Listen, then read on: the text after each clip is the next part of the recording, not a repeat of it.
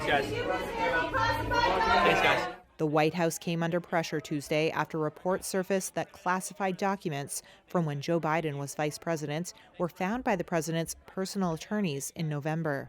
Nearly 10 documents were reportedly found at Washington's Penn Biden Center for Diplomacy and Global Engagement, an office which Biden periodically used from mid-2017 until the start of his 2020 presidential campaign.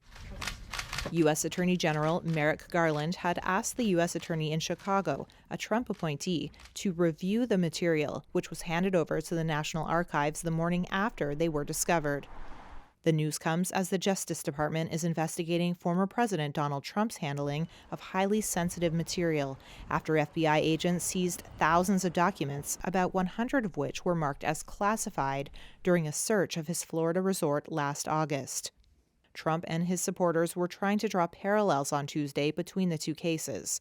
But Greg Sofer, a partner with Hush Blackwell, says there are notable differences. Obviously, the more highly classified something is, the more serious potentially the damage is to the United States.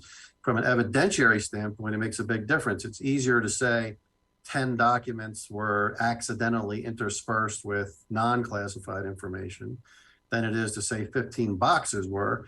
Generally speaking, for me in my practice and the clients that I represent, it often makes a big difference when something's voluntarily disclosed to the government versus the government having to go out there and dig it up themselves.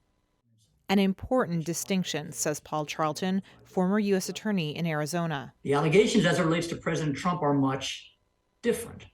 When the National Archives asked for President Trump and his team to return those documents, they returned some documents, but not all documents. A grand jury subpoena was issued, some but not all documents were returned. A search warrant was issued, and sure enough, a number of other remaining top secret documents were still in former President Trump's possession. That is a significant difference in the way in which these classified documents were reported both by President Trump and by President Biden.